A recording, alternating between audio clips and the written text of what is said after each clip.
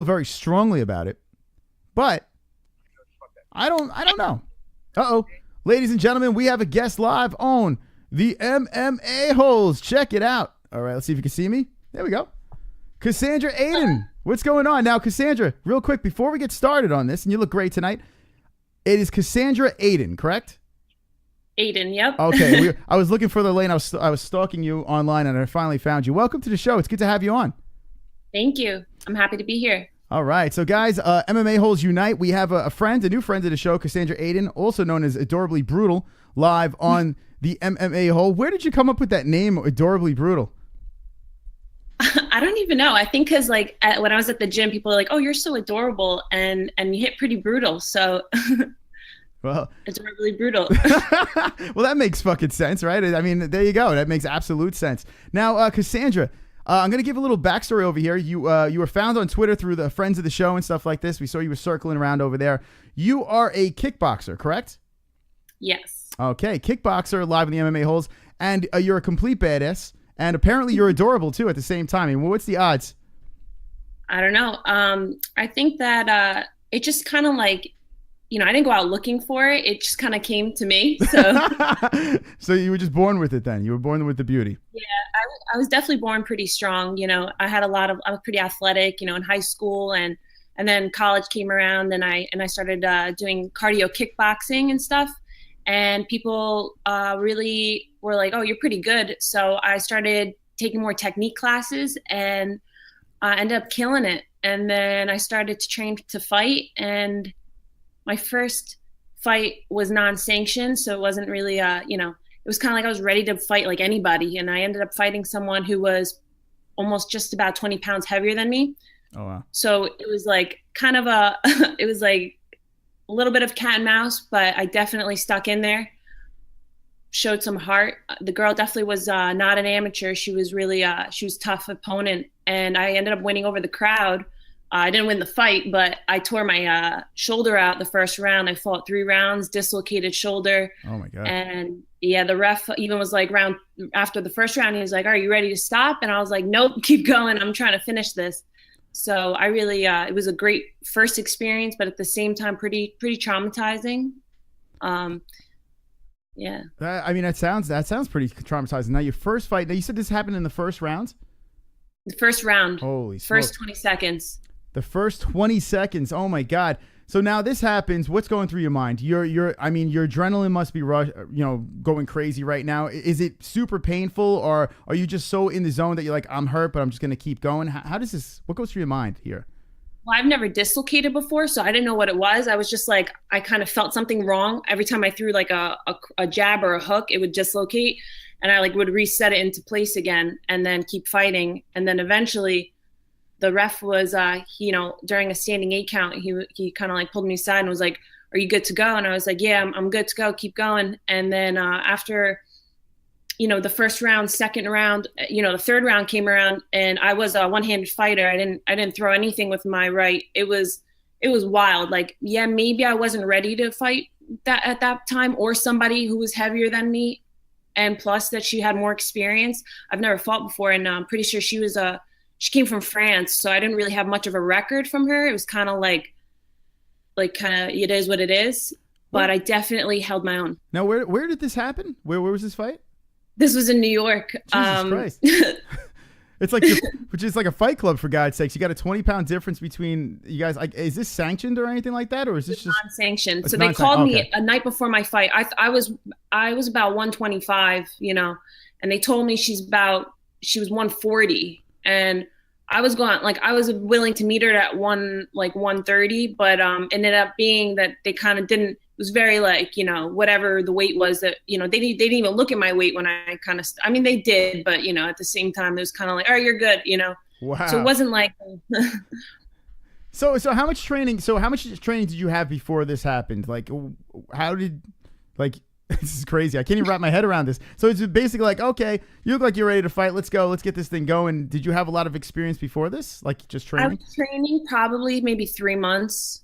No kidding. So I'm guessing here that you're just you're a tough chick that just I'm assuming you've been in scraps when you were younger. High school have threatened girls. there was a couple of times where like, someone would say something and there was a couple girls, one specifically who I said I would meet her after school in wherever she lived because she was talking, smack about me. But she ended up time and she kind of told my prom date that if I tried to beat her up, that he can't go to prom with me.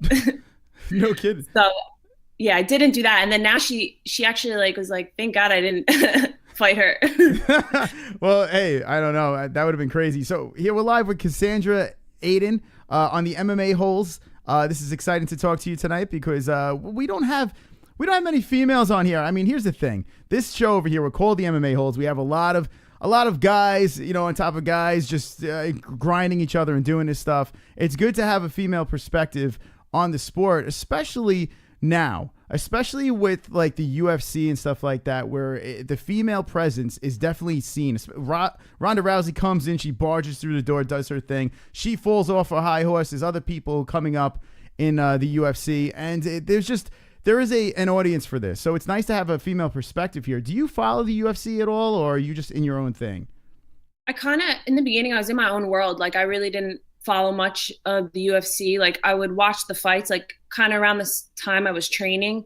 And then like I started like now, like I watch the fights and I look at footage and stuff like that. But prior to that, I wasn't that big on it because I hadn't, I had no interest like at the time, something that it's just like, I kind of did it like a little ass backwards. I did my own thing. And then I started watching, the Ronda Rousey, like revolution and whatnot. But, I mean, she definitely paved the way for girls. Like, I think right now, MMA, like, which is why I'm making my debut in MMA coming up, it's because it's just more girls, more people to fight, more people that are new to the sport. So it's like, you're not getting kind of thrown to the wolves in a way. Like, you can actually build yourself up, going up a good ladder, rather than, jumping in a fight that you're fighting someone that has 10 years of experience in a certain martial art.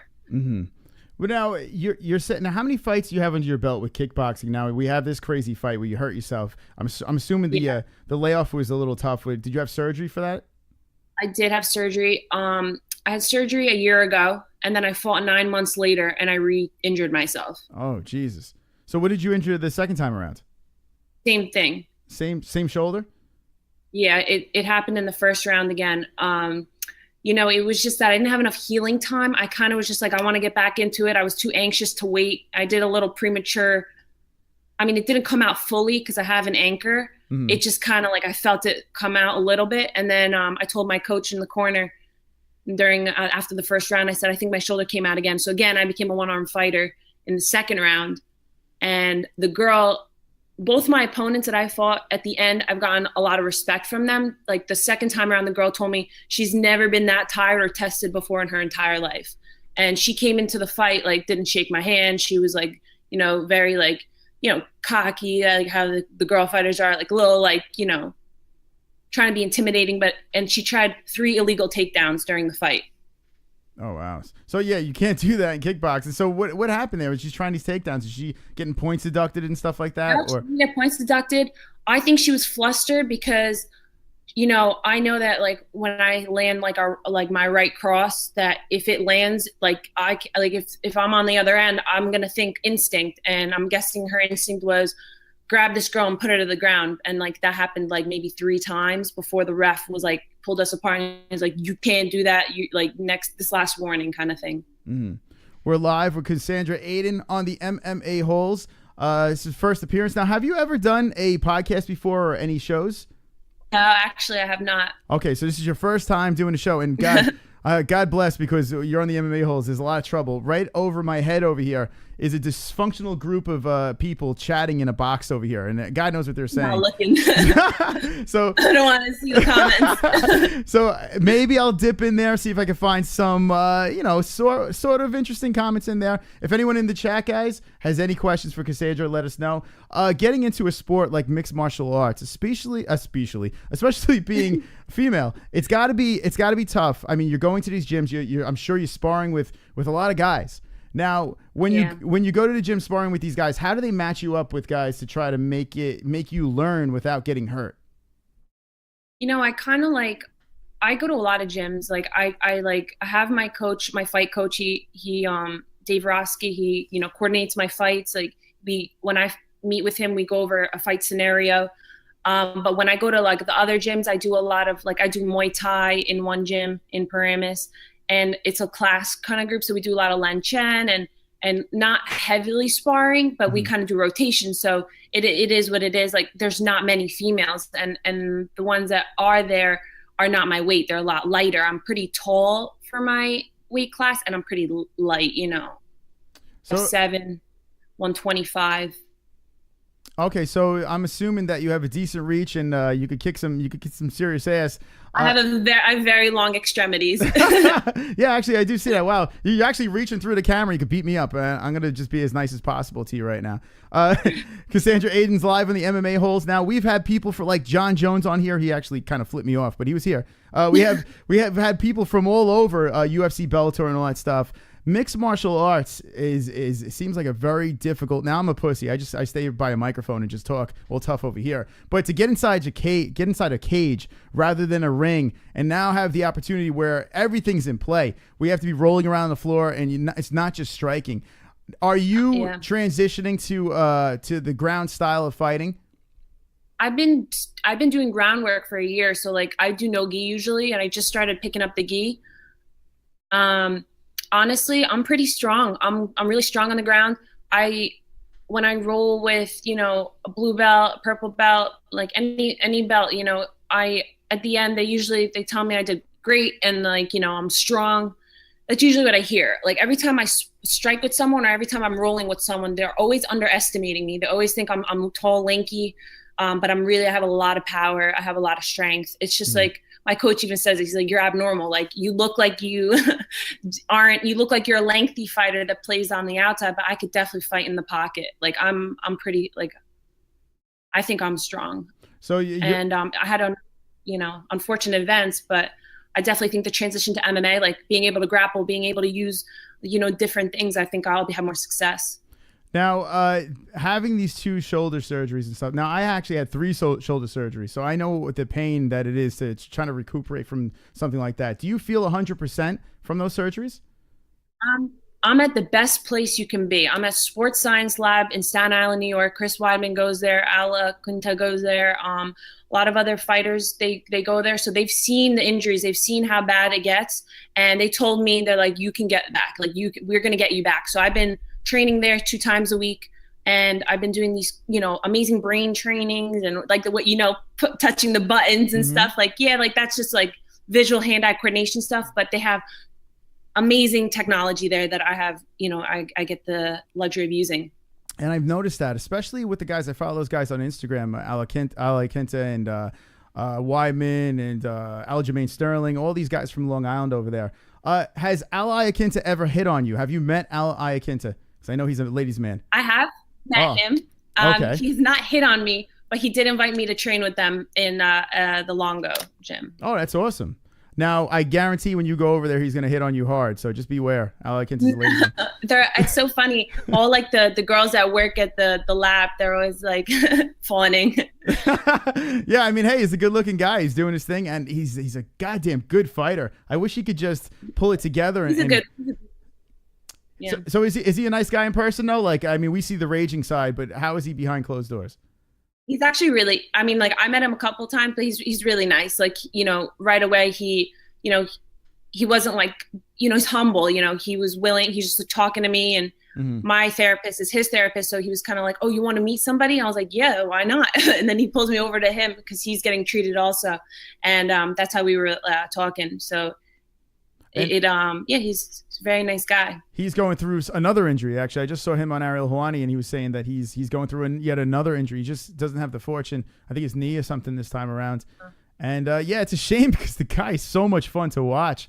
Fight. There's a chat room going. Okay, and they keep on asking the same question. Now, I know you never ask a lady this question, but you're looking to fight, and we need to know, Cassandra, how old are you? I'm 22. 22. Okay, so you're young and ready to go with this sport.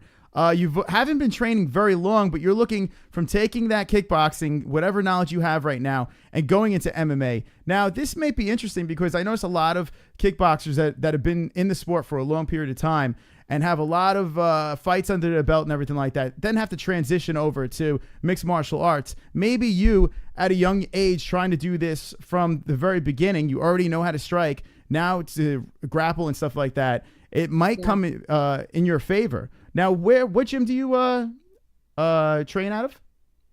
The one of many. So I train at Dave Roski's in Rahway, and I train in UFC in Paramus, but I'm there doing Muay Thai. I'm kind of just like, I'm bouncing around a little bit. I'm trying to find a gym that has a lot of female fighters. I know Pierre in Rockaway has a good, community of girls that fight there. I'm trying, I'm working on a membership there. It's just right now I'm just like, I'm trying to like get the money together and figure it out. But, hopefully they'll be able to, work the memberships. All these gyms, they do get expensive. So I'm just trying to, I just graduated college, so I got a lot of. So do you have a lot? Do you have a lot of student loans and all that stuff? Is hanging over your head, or? Actually, no. My parents they did pay for my college, so I'm fortunate enough for that. I just because like with graduating and not having a career like 9-to-5 job, I work like little things here and there. I like at the sports science lab, they hired me because I would go there 2 times a week from New Jersey. It's about an hour. So like they gave me some hours there. I teach kickboxing and Passaic MMA. So I train a little bit there too. Sunday footballs. That's awesome. That is absolutely awesome. We're live with Cassandra Aydin on the MMA Holes. Now, Tanner has a great question. He wants to know, how many abortions have you had? And do we have a... That's an actual... no children. No okay. We're just curious over there. I noticed Tanner, he keeps on asking these questions. Yeah. Yeah, that was my niece Zoe. Was that? My niece Zoe was in that photo that you clicked on. Oh, okay. Yeah. All right, so now we know that there was no... Okay, guys, in the chat room, now we know the question has been answered. There's no abortions. Now, are you a single young lady, or are you spoken for? At the moment, I do not have a boyfriend. Oh, wow. The chat room's going to go crazy right now. I mean, hey, if you're on the East Coast, come... should they DM you the pictures of their genitals? Or no, I don't. Please do not slide into DMs. I'm not looking for that. I always ask the girls that come on here. I ask the same thing because they always have the same stories. How cringy do the DMs get? Like, how bad does it get on social media? I mean, you know what? You do get those occasional cringy ones, but I just feel like, I don't get too many. I really don't. Maybe I'm just not what they're looking for. Well, you just open up a whole can of worms because I think it'll slide in. Adorable Brutal. Go check her out on Twitter and say hello. No, I'm only kidding. Don't do that, guys. Stop that. Anyway, it's good to have you on here. I have a lot more questions, actually. Now, I know I'm going a crazy direction over here and talking about stupid shit, but the reason why I like to do that is when you're training with a bunch of guys, do guys get inappropriate? I mean, you're a pretty girl. Rolling around with these guys and stuff like that, do they try to pick you up in the gym, or are they completely professional? Honestly, like with me, I don't think they do, because I feel like it goes both ways. Like if you throw out some sexual innuendos, people will pick up on those vibes. But if you're there to really train and you show that you're there to put in work, I don't think if the other person's there to put in work, they're not gonna cross those boundaries. So honestly, I could say no. People are pretty respectful in the gyms, and if they're not, I'd kick their ass. Well, there you go. So when you get there, you're like, okay, it's all business right now. Have you ever dated anyone from the gym? No. Okay, so there you go. So guys, she's all business. Stop playing around in the gym, okay? Because I know you guys are crazy over there. Like the fighters are very temperamental. Yeah, well, I can imagine. I'm sure it gets pretty hostile in there, especially when guys are training hard. I bet it gets competitive in there. Right, it does. When you're training, have you experienced any injuries while training? Besides, I mean, we know inside the ropes you have, but training or anything like that? So, Nothing. So just 2 times with the shoulder, and that's that. Yep. And it's crazy. Like I train hard and like nothing will bother me, and then it'll come to fight time, and it was like that first experience. But how it happened originally was, I think either someone stretched me the wrong way, like putting both my shoulders on their back and pulling, yanking, and I felt something in my left shoulder kind of snap. So I thought it was like pre-injury, I don't know. And then the force of throwing punches and like decelerating the punches, I also wasn't lifting weights. Like now I started lifting a little more. So showing off the guns. Well, there you go. Look at that. What is so what about cutting weight and stuff like that? You walk around at a certain weight, I'm sure. Cutting weight and stuff like that. Are you looking to cut to certain weight classes, or what are you looking to start with? You know what? For amateurs, I'm not looking to cut more than 7-8 pounds. But if I were to go pro, I would cut to 115. Like I walk around at 128, give or take the day. Sure. To cut down 7 pounds for one of the fights. 7 pounds. So yeah, I mean, I think that's a fair cut. Have you tried to do like a mock weight cut just to see how far you can go and stuff like that? I did a mock weight cut. Oh, okay. I was supposed to fight in Queens. I showed up.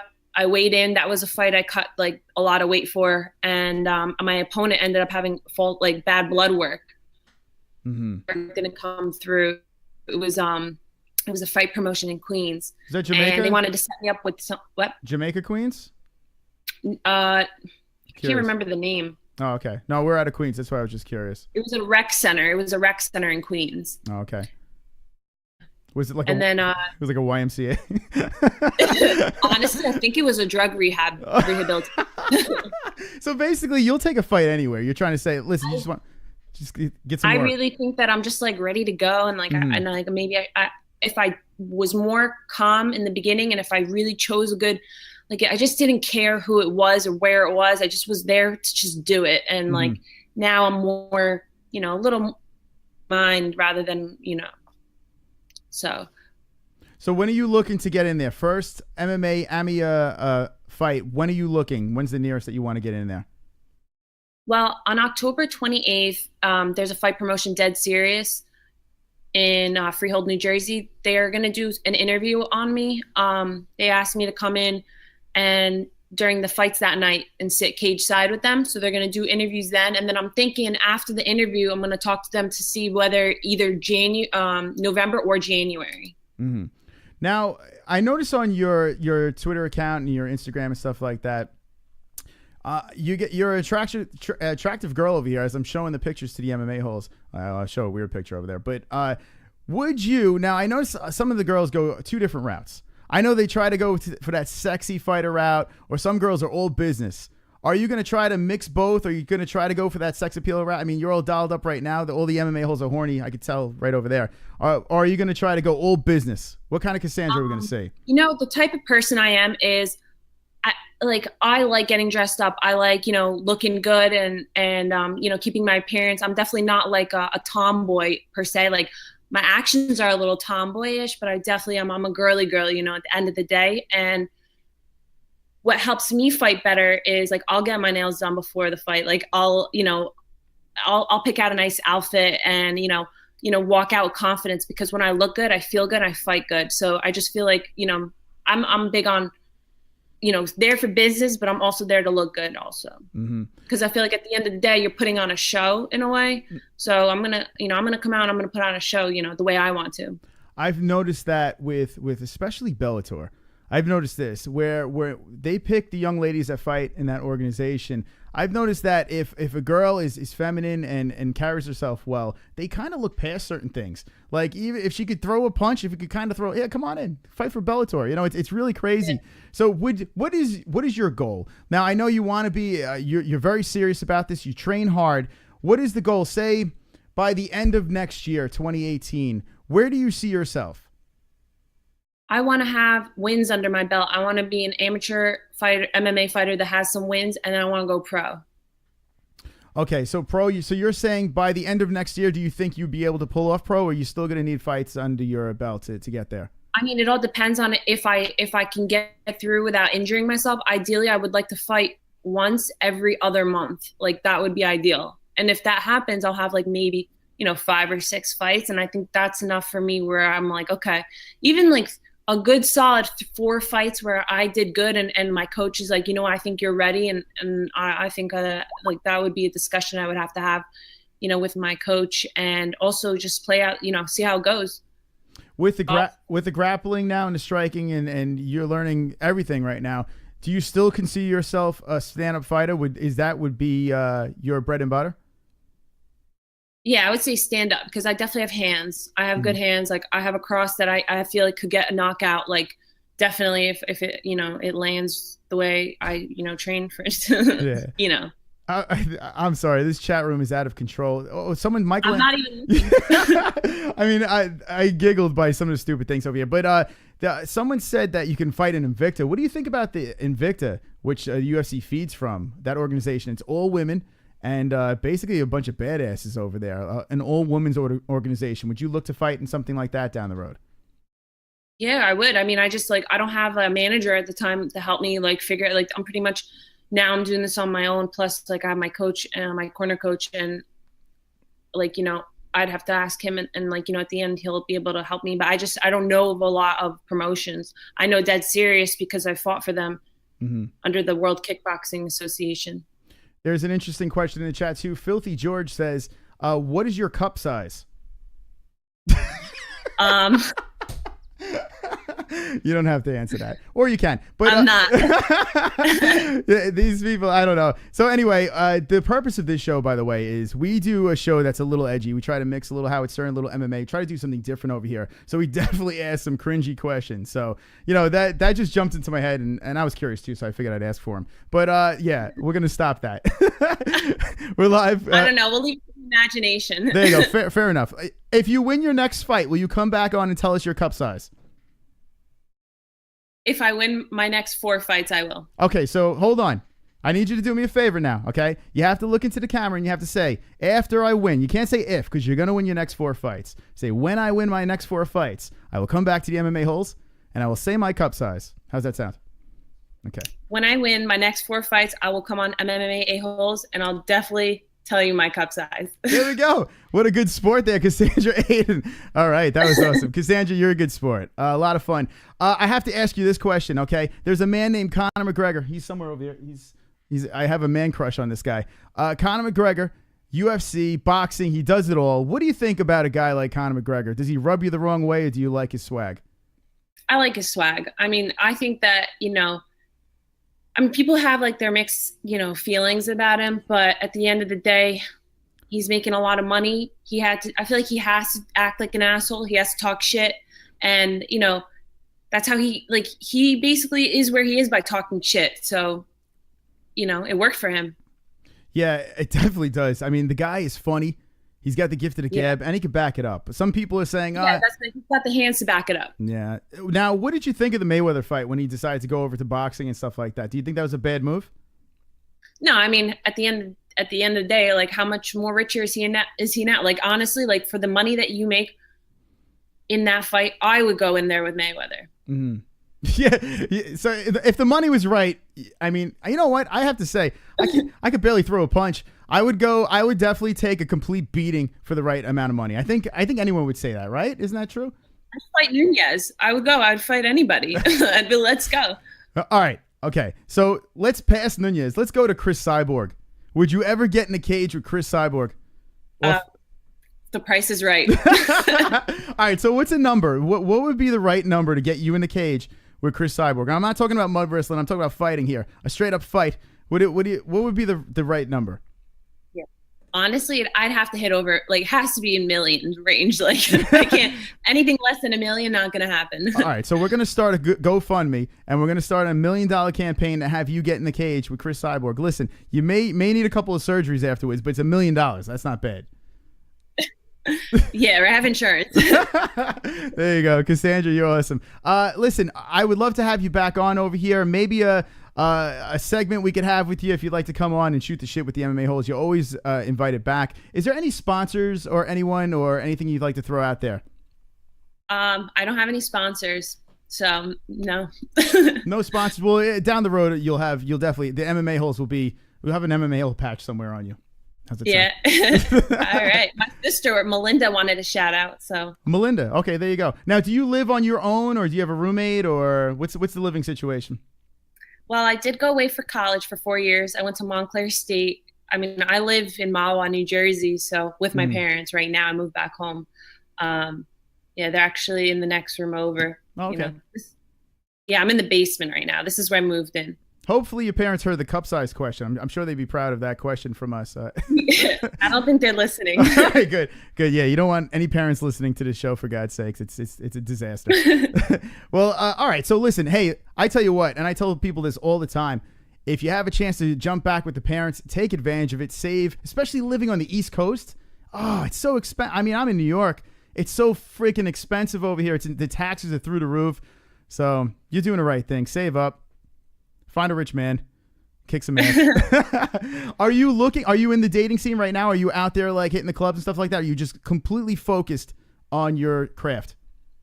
I'm not looking for anybody. Like, I'm kind of content with where I am right now, and I just want to focus on training and school and building my career. Everything else will fall into place. But I'm not looking for, and like, not going out to the clubs looking to pull buns. Have you been in a relationship where a guy did not like the fact that you wanted to fight and get into something like this? Have you ever run into that situation? I mean, I've had one relationship, and yeah, it just he didn't like it. No. Did you kick his ass or? No, I didn't kick his ass. I just, it's just like, there's the intimidation part of somebody like you're dating going to the gym with a lot of other, dudes. And if you're not into that whole fighting thing, it could get like that. But I mean, there's no reason for somebody to want, like, be insecure. Cause like, I wouldn't make them feel that way, but, it is like, so just trying to work out right now, like with this, I just feel like, a relationship right now might, maybe in the near future, if things go the way they are, but yeah. Well, you're not the only one that talks like this. I met Stephen Thompson, Wonder Boy. And I'm not sure if he's gay or not. I haven't figured that out yet. But he won't date. He won't date anyone. He won't settle down. He is completely focused on his craft. The guy is, I think he's like 30. He's got to be like around 33 years old, somewhere around there. And he's just focused. He's absolutely focused on his craft. I still think he might be gay, but that's fine. Have you ever kissed a woman? No. That's such a lie. I could tell right now you're lying to me right now. Are you telling the truth? Yes. All right. I'll let you off the hook. Anyway, yeah, I say focus on your craft. Do what you got to do. You seem like you have a bright future ahead of you. And we give you nothing but support over here on the MMA Holes. And I really appreciate you coming on, Cassandra. Thank you. I appreciate it. All right. There she is. Cassandra Aydin live on the MMA Holes. I can't wait to see. When you have a fight coming up or anything like that, feel free to come back and tell us how that pumped you are. Absolutely. I'll definitely keep you updated and let you know what happens, when I win. All right. Thank you so much. Good luck, Cassandra Aydin. All right. Thank you. There she is, live on the MMA Holes. Look at that. Cassandra Aydin. We got the cringe going. There she is, hitting the pads. Good again. All right. There you go. Good. You hear this guy? Hold on. Listen to this guy right here. That's it. Yes. Listen to this. Hold on. Ready? That's it. Good. Yes. Good. Oh, good. It's like a fucking... She's a cool girl, man. What did you guys think of Cassandra? Do you want her back live on the MMA Holes? Let us know in the chat. I got to say, she was cool, man. She weathered the storm. For those who don't like cringy questions, we're the fucking MMA Holes, for God's sakes. That's it. Yes. Good. Good. Good. Ah. Yes. Yes, good.